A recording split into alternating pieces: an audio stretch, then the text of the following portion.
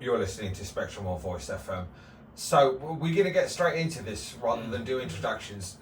Some of you will be aware that West Streeting has met a particular group of individuals. Let's mention that. Bayswater Group, I believe they are. Yeah. They are not very trans friendly. They are horrific, and you've got something to add here, Clara. You've read the report. I saw Katie Montgomery's video, and I saw Queer AF do the reporting on it on Instagram, and I was just absolutely horrified at this group that he's met with. Yeah. Well, the article that I've been reading, Wes Streeting said that having met with the Bayswater parents, I think that's been I'd go so far as to say, traumatic experience for some of those families, and that's really stuck with me. So we need to explain that Bayswater is a parents group that represents basically kids who identify as trans. Yeah. They do not affirm their gender identity. The parents are anti-trans. Yeah. That deeply anti-trans. They do things like try and send them to what we would consider conversion therapists. Yeah. They destroy their pride flags. They destroy their clothes. Any pride-related merch, anything like that. Yeah. Part in this article, one parent said they destroyed several of their child's binders and issued an ultimatum when they purchased another. These are parents that don't love their kids. Yeah, and threatening to kick them out if they dare to be outwardly trans, if they don't try and conceal it. I just, it's horrible. Yeah. Why is he meeting these people? Another one posted a message saying they would not send their child to a therapist who in any way affirmed their trans identity. They said, I can't get my child much support for their sexual assault because our local rape crisis offers the affirmation model. I don't know where else to turn. You do. So these are parents that are basically saying they're not getting their kids help for being assaulted, even being taken to a therapist because they might use the correct pronouns for their trans child. And these are parents of the Bayswater group that just won't let that happen and are instead letting their kids suffer. On top of issues, with being trans, dysphoria, stuff like that, they're outwardly working against their children to hurt them. It's disgusting. It's horrible. Yeah, and this is the Health Secretary of Britain who has now met up with this group. Yeah. A queer health secretary. Yeah, because he's gay, isn't he? Yeah. No, it's terrible. It's terrible. And this comes up. Was it after or was it before? No, I'm pretty sure it was before. Actually, wasn't it? Before Labour got in, and Wes Streeting then made the puberty blocker ban permanent. Because it was in June, wasn't it? Yeah, that's right. Yeah. So that was before. No, it was just after they got in power because the election was in May. No, they did it in September. Did they? They did it in September because they were elected in July. Okay. I think they waited about a month. Yeah. And then they did it in the beginning of September. I'm sure that's the order it came in. Yeah. Okay.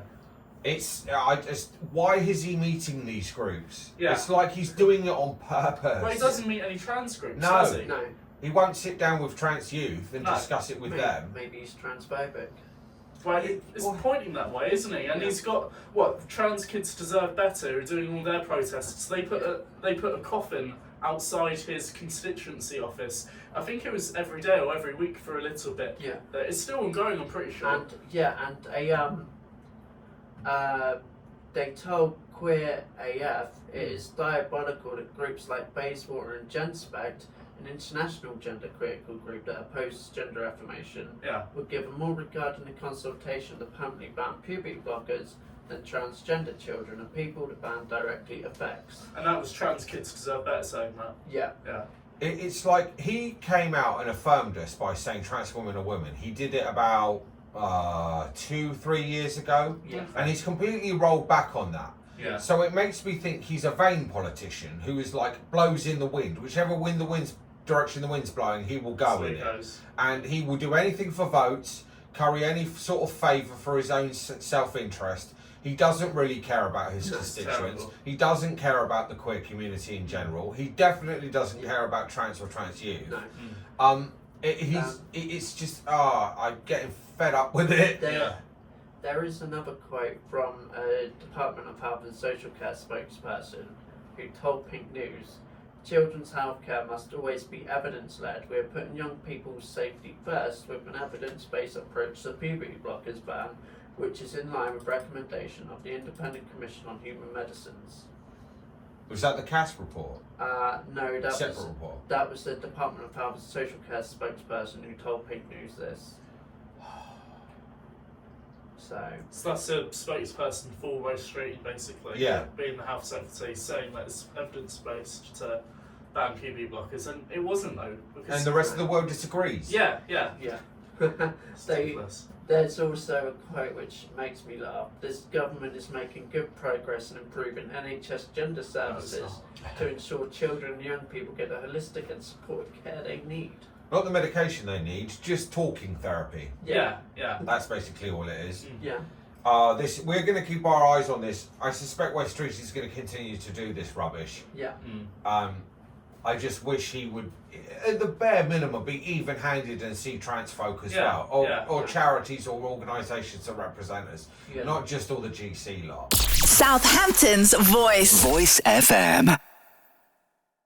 You're listening to Spectrum on Voice FM. We hope you're well. So Mabel, it's History Month, Queer History Month. Yeah. And you have an interesting fact for us. I do, yeah. So this is sourced from a Pink News article which has 9 historical facts that you might not be aware of. We've kind of talked about a few of them over this month, but there was one of them that was quite interesting, which is actually still highly debated, but there might have been a period of time when the Catholic Church had a right for same-sex unions. Ooh. Yes, it's quite interesting though. There was a book published by John Boswell in 1994 about this there, and essentially it comes from what's called the, I hope I pronounce this right, I'm probably not going to, the Adelphoporia rights. Right. And what this was a right which technically would have been a form of ecclesiastical blessing for homosexual people.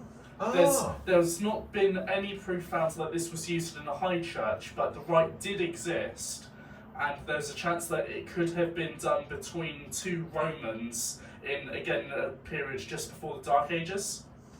This is very interesting. Okay, Yeah. I didn't know about this. Now, if you think there's, of course, a lot of variation of Catholicism, a lot of different religions, where there could have been these unions there recognised. It's hard to say really, and again, in the book that was published by John Boswell, there wasn't really what some Christian scholars would call enough evidence really to say this was used for gay marriages or anything equivalent to that, but there might have been. And yeah, I just saw that in a Pink News article and I thought that was quite interesting. Yeah, that is interesting because I did not know that. It would be interesting to find. I don't. Yeah. Does it say when in the Dark Ages? Because there is a period of the Dark Ages where we don't have that many manuscripts to tell us what was going on at the time. So it would be interesting to try and narrow it down. Yeah. I've tried to do some reading today about it. I think there was a book which mentioned this right perhaps around the 1600s or something like that. Right. But that's quite outside of the Dark Ages, Yeah. really, isn't it? So it's hard to know really whether that is, I believe, whether that is a valid form of evidence or anything. Still interesting in its own right. It is that there could have been at some point. Yeah. You're listening to Spectrum on Voice FM. So we have a rather upsetting story next. We do, yeah. So this is about the world's first openly gay imam, which is a Muslim religious leader.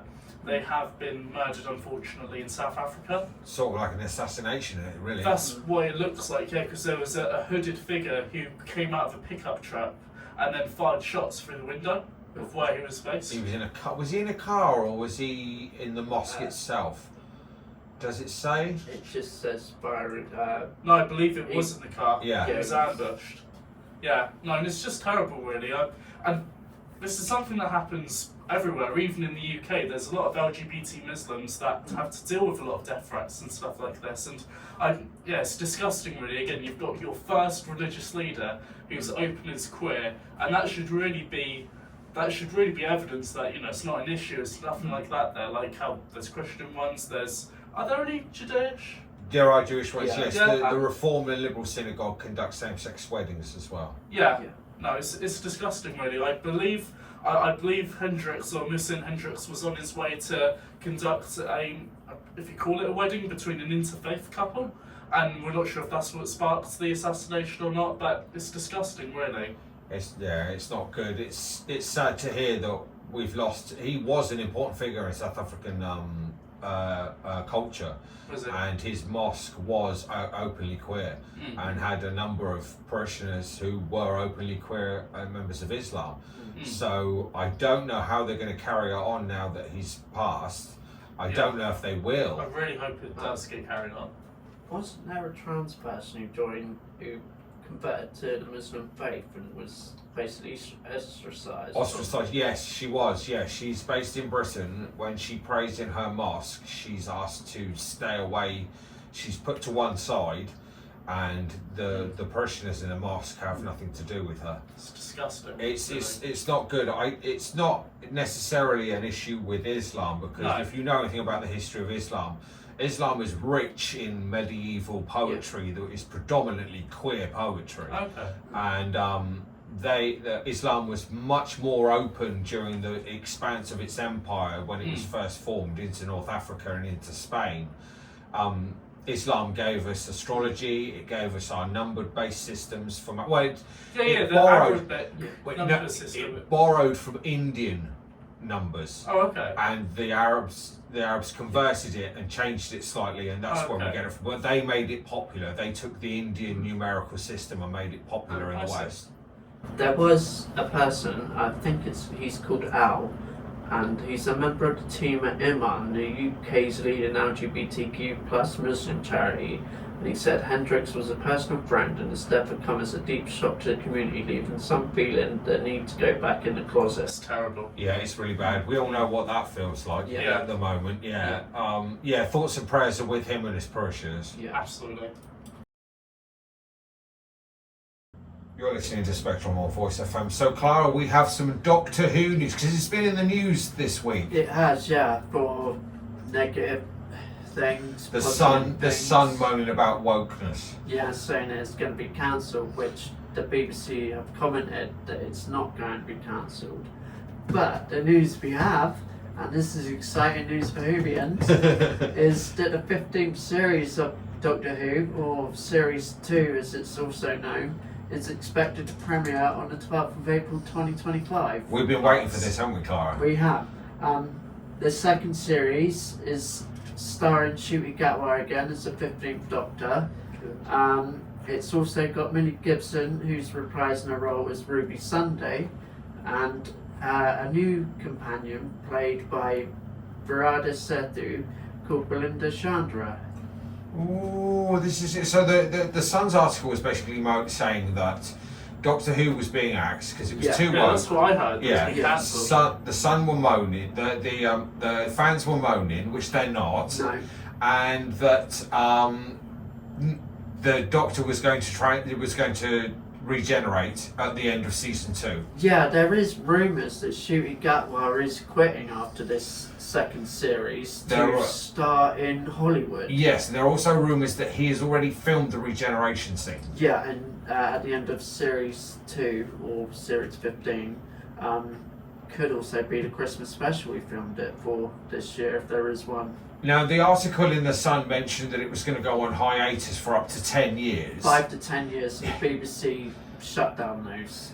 Yeah, the Radio Times actually asked the BBC what was going on. Now, for anybody who doesn't know, Doctor Who is the BBC's top-selling IP. Yeah. They make so much money off Doctor Who worldwide that it would just be insane to get rid of it. Yeah. I don't think anybody's moaning that it's too woke. The only people that do are reactionaries on YouTube who do videos about it for clicks and likes. I watch Vera's videos. I watch Thrace's videos. Yeah. They talk about Doctor Who in depth. Yeah. They have sources that, as we've already mentioned, suggest that he's shot the regeneration scene, and that it may go on hiatus until 2027. Yeah. But that's only because they then have to write Series 3 and then shoot it. That's the only reason. So it's not even a hiatus, really. No, it's not just really. The time it takes. I do believe the BBC are waiting for Series 15 or Season 2 to air and to decide what they're going to do about Series 3. But they have said that it's not going to go on hiatus for 5 to 10 years. No, that would be insane. And the other thing is that there's a theory that Disney are going to drop it for no other reason than they are not retaining the subscribers who sign up to the 3 months when Doctor Who is aired on Disney and worldwide. Yeah. They've retained only 30% of their subscribers. So, 30%. The rest of them sign up for it and then cancel their subscription. A lot of people do that for Heartstopper as well. So you can see why Disney would walk away. Yeah. But it's not going to be an issue because the BBC can fund it. Bad Wolf Studios can fund it. They've got the space to make it. Yeah. We've seen that in season 14 they had small budgets for some of the episodes and big budgets for other episodes. Am I right in saying, Clara, the one where the Doctor steps on a landmine, that was shot on one soundstage? It was shot just him standing still the whole time. But it was supposed to be it was supposed to be one of the best episodes of that season. It was. I liked it. That's so it shows you don't need the glitz and the glamour and the money. Yeah. If you think about it, that's always what British sci-fi has been. Yeah. If you think about Red Dwarf 2 and stuff like that, I think a low budget is what can make horror as well. Yeah. Like you can get actual suspense and stuff when you're not relying on millions of pounds of CGI and stuff. Also, for those who don't know, there is a trans writer for Doctor Who called Juno Dawson. Juno Dawson, the author, she is writing episodes for it, I believe. She is. She also does the podcast. She does the Doctor Who podcast. Okay. Yeah, I think she presents it. Yeah. That was good news. But again, a load of people went off their heads about that. Yeah, they will complain. Yeah. You When can't I win. came out as trans, one of the first books I got, I tried to make my mum read it, was Juno Dawson's book, The Gender Games, about her own transition, just to try to get my mum to understand it. I don't think she bothered reading the book, but it's a good book, I did. No, it's good to see that Doctor Who's coming back for a second season because there was a lot of rumours that it was going to be cancelled. Yeah, but like I said, the BBC have shut down those rumours. Southampton's voice. Voice FM. You're listening to Spectrum or Voice FM. So, Mabel, you have a book review coming out. I do, yeah. So for listeners who aren't aware, I do write articles for In Common. They're a Southampton-based news, well, not necessarily news site though. They talk about very little news. It's really about art and culture. So for LGBT History Month, I've been doing a lot of articles about local history, about nationwide and global history as well there. The homophile movement, for example, something we talked about at the start of LGBT History Month. And for an article, again, that's going to be releasing tomorrow, it will be about a book that we've read before, the two of us. It's called The Transgender Issue by Sean Fay. Very good book. But I think it's one of the best books, if not the best book that has ever been written for trans people. It's up there with Whipping Girl. I've never read Whipping Girl is a good book. Would you say it's better? No, I would say, well, Sean's book is more of a manifesto, a call to arms. Yeah. Whereas Whipping Girl is more of a dissection into trans experience and trans misogyny. Okay then. It's a very good book. I've got a copy of it. I'll let you borrow it, Mabel. It's a very good book. It's written by a trans woman whose name escapes me at the moment. Sounds really good though. I might add that to my reading list. Thank you if you do lend that to me. With the transgender issue, what I really like about it is when there's like big celebrities like wizarding authors that are trying to talk about trans people and punch us down, it's really hard to find the words to really point out the tactics that they use.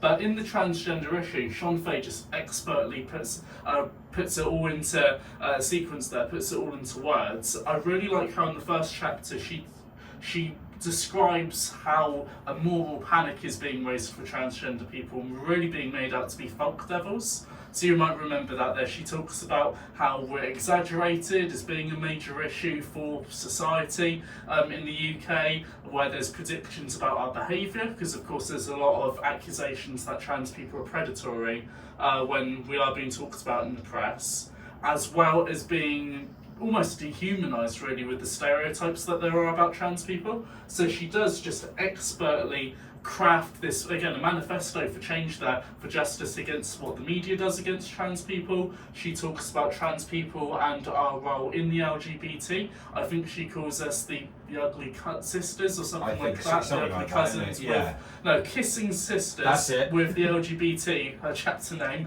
I think that's chapter 3, chapter 4, and that's just about, again, trans people in the LGBT and how we've maybe been pushed down a little bit or masked in some experiences there, and you've got the LGB drop the T and stuff like that there, or even with the Stonewall Monument, how trans people are just being removed from history at this stage. Just erased. Yeah. And this was years before what's going on now with the Trump administration. And she also does talk about the role of trans people in feminism as well, where we can be antagonised against, and how it does split up the movement there. And it's allowed all of these larger organisations that may be anti-abortion and stuff like that to be able to be stepped in and used for feminism, when it's really just being used against trans women now and breaking up the movement. I think it's a very good book because it can speak to cis people. Absolutely, yeah. I don't think just only trans people should own this book. I think allies and maybe people who don't really know what's going on would really benefit from reading it too, just to see how antagonised we are being now as a community. I think it's good when she goes into the media aspects of it as well, the papers, the broadcast media. Yeah, she talks about Lucy Meadows and what happened with that poor teacher who had journalists camping outside her home trying to pay parents for a photo to be taken of her. And she also addresses trans youth. She does, yeah, absolutely. She actually talks to some trans youth, I'm pretty sure, and the parents as well there, who have tried to figure out or find out what to do for their daughter. I'm sure that's how she starts the book. Yeah, that's in chapter 1 as well. Yeah. Yeah. It's a very good book. I gave a copy to my nephew. And he's read it now. It's in all good bookshops. Yeah. It's in paperback now as well, because I've got the hardback. I've got paperback. Yeah, it's out in paperback now. Yeah, it's probably cheaper than I paid. But I don't mind that. I wanted to give Sean my money because she's done a really good book on this. She has. It's a proper deep dive. Absolutely. And basically goes over everything that's happened in the last, well, she goes over some of the history of the legislation we've managed to achieve. Yeah, she talks about really stuff from, I think, the Gay Liberation Front. I'm pretty sure that's so that's like 70s history, but it does focus a lot on modern day, so what's happened in the last 20 years as well. It's a very good book. It is. I highly recommend folks you go out and buy a copy. You're listening to Spectrum on Voice FM. So Mabel, not this is really going to concern him very much, but Trump is being sued. He is, yeah. So LGBTQ plus groups have filed a lawsuit against Donald Trump, the Trump administration rather, over the executive orders that he's been releasing. These are specifically about the DEI initiatives that are being dismantled. The order itself is called, which I think is quite a weird name, it's Defending Women from Gender Ideology, Extremism and Restoring Biological Truth to the Federal Government. So it's a bit of a mouthful which they're suing against there. It's about several different groups, including the, I believe, the San Francisco AIDS Foundation. Okay. So they're quite some pretty good groups. They're very reputable groups that are being involved in this lawsuit. And they've said quite starkly, which I'd like, is that the government is trying to erase a very specific group from society, transgender and non-binary people. And they're saying that they're not going to stand for it there, that of course we do exist, and they're not going to let the government try and say otherwise. We've already discussed this on this show. Queerness is innate in biology. Gender critical people need to get out of the habit of saying biological sex, because that shows they don't understand anything about biology or nature. What are the chances of this case going anywhere? If it goes up to the Supreme Court, we know what they're going to say. Yeah, it's hard to say at this point, though, especially with this government there, and whether they do decide to listen to the judges or not. So it's hard to say it could really go anywhere, but I think it's hopeful in the sense that there are communities in America that even if they can't change the law, they are taking a stance for transgender and non-binary people, so there are going to be these safe spaces whilst America goes through the phase that it's going through right now. And if, just on a side note, there has been mass protests across America.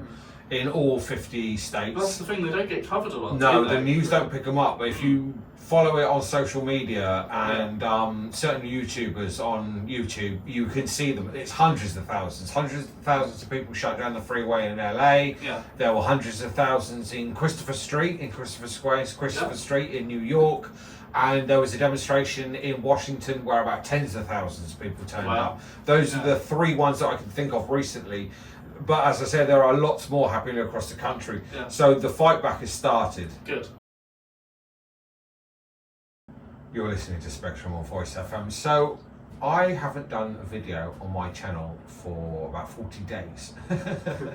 I have videos lined up to do, but I wanted the situation with Trump to play out for a bit. Yeah. And it's also been very depressing, and I've not really felt like sitting down and discussing it too much. But one of the videos I'm going to do is a debate that is going on in the left over queer rights, specifically trans rights. Yeah. And it is the argument of the minimalist, maximalist argument the trans community can have for our rights.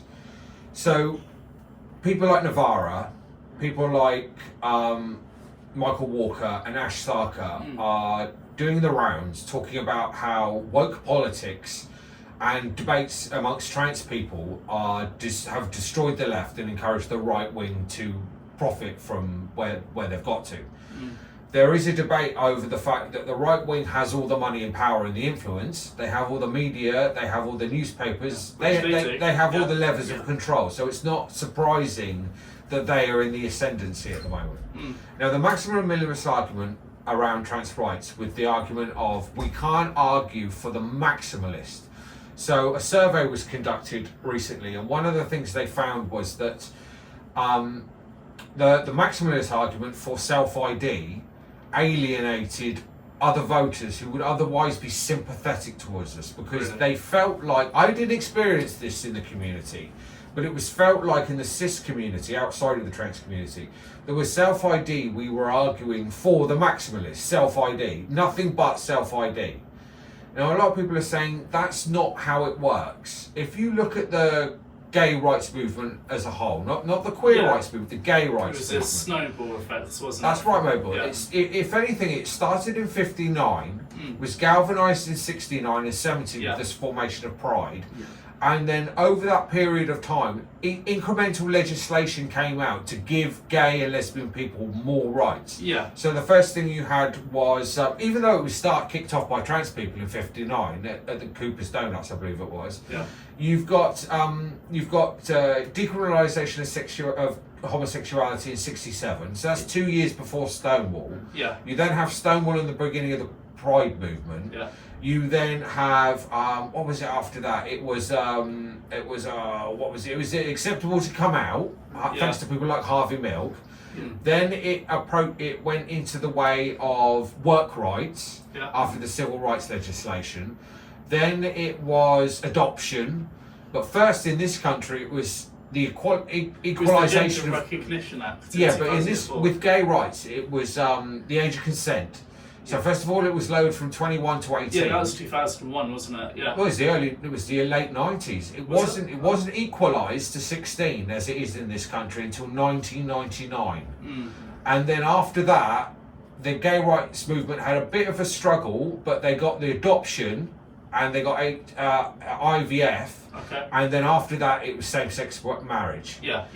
The trans community have done a similar thing, but we've only pushed for our rights, our legislative rights, since the early 90s.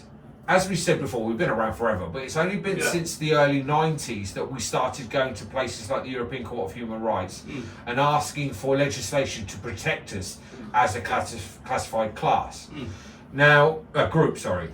Now, we, like you said, Mabel, we waited until the early 2000s, 21st century, before we started getting legislation like the EHRC and the GRC, before and I believe the legislation around bathrooms, again, wasn't introduced until 1999. I thought that was the Equality Act. No, that was 2004. No, and I think there was one in 2010, gender... That's right, that's the Equalities Act. Yeah. Yeah, that's right, the GRC was 2004, that's right, that's how it went. The Equalities Act was 2010. 2010. So it has been incremental stages. Yeah. But you would have thought by now, this part, 3 decades into the 21st century, we would be a little bit more progressive than we are. Yeah. And you would have thought the maximalist argument for self-ID would have been the next step on that road with all the legislation that has been passed for us. Yeah, to demedicalise the process. It would make sense, wouldn't it? Because we're starting to rise up, and now everything is being swept back, and we have this debate in the left wing that says the trans community has demanded too much and demanded too much sooner. And so we're to blame for the left, and woke politics is to blame for the fact that the left is not in the ascendancy. I don't think that's true at all, really. No, I don't think it is. I think it is because the right wing has all the media outlets. Yeah. How many shows do you know on mainstream telly or radio where 3 trans women talk about their experiences in the greater queer community? This is it. Yeah. How many trans women do you think of outside of Paris Lees, but she's not about on telly anymore? No. How many trans people do you know who are constantly on the TV getting our message across? There's none. There's none, is there? No. We have no representation. The only representation the trans community have on a regular basis is this show, once a week. Or the hate and the stereotypes and everything that's put out by tabloids and stuff. So I don't believe in this minimalist maximalist argument. I do believe incremental change is That's the way to definitely go. happened in history. Yeah. I don't think that has to be the way, though, necessarily. Surely we should be past that, though, at this stage. Surely we'd be able to fight for something more. You would have thought so at this Especially- stage of the 21st century. Yeah, no, definitely, especially with how long we've been around now. And that our numbers continue to grow as more people feel safe to come out. Although that But that's the is thing. waning now because of the environment in this country, in America. Yeah, I think a lot less people are about to start coming out, even though it's been growing over the years. But see, that's coming back to when we talked about the transgender issue, that look, the growing numbers of trans people, especially younger people or people coming out younger, is one of the things that all of these hate groups are taking and running with. They don't see that as, oh, it's more acceptable now, or it's easier to recognise, like with the rising number of autism, obviously. They see it as, oh, there's an ideology, there's something to fight against. So all of these things that you might think are perhaps good for the community, good for the cause, are actually sometimes working against us as well, which is quite frustrating. Yeah, very much so. It's a real pain in the neck, what is going on the left. This debate about how acceptable woke politics can be. Yeah. The only reason why woke politics has come up is because the right wing took that framing and weaponized it and used it as a pejorative. And now there are people on the left buying into that pejorative, buying into that idea, and saying, oh, we need to drop this, we need to ignore it. Even though the basis of trans identity and the other identities around the trans community that are part of it is intersectional. All society is intersectional. Yeah. If you're a person of colour, a person of a different religion, you have experiences as a working class person or an underclass person or a middle class person. Yeah. It's all intersectional, and as a trans person you experience that. As a white or coloured trans person you experience that intersectionality. Yeah. It's why we say trans rights are human rights, because if trans people had all the rights that you could afford a human being, everybody would have it. Absolutely, yeah, because it goes from the bottom up instead of the top down approach to be able to fight for housing rights, work rights. Again, if you're specifically helping what might be one of the most discriminated groups first, that then helps everybody, especially with workers' rights. Because if you think about it, we've talked about this statistic a few times, it's getting quite old as a statistic. I think it was like 2020 or something. 1 in 3 employers in the UK have said outright in a survey that they wouldn't employ someone that they know is trans. And the other thing is our healthcare. If people had the healthcare that we had, they'd be on the streets. Yeah, if you had to wait 6 years now for a first appointment for anything else other than being trans, and you have to be gatekept all the way through it. Whereas with my treatment for the suspected cancer, that was done in weeks, months. But how long, Clara, did it take me for Dr. Barrett to send that email over to put me on the gels? Well, 4 months. I've been switched over to the estrogen implant, and And Yeah, that keeps on getting rearranged, doesn't it? At first it was meant to be, I believe it was December, and then they pushed it back to January, and then they pushed it again to February, and then they pushed it back again to June this year. It's really bad. Trans healthcare is terrible. Yeah. So that's what my next video is going to be on. It's going to be on the maximalist minimalist argument and the whole debate about that. Southampton's voice. Voice FM.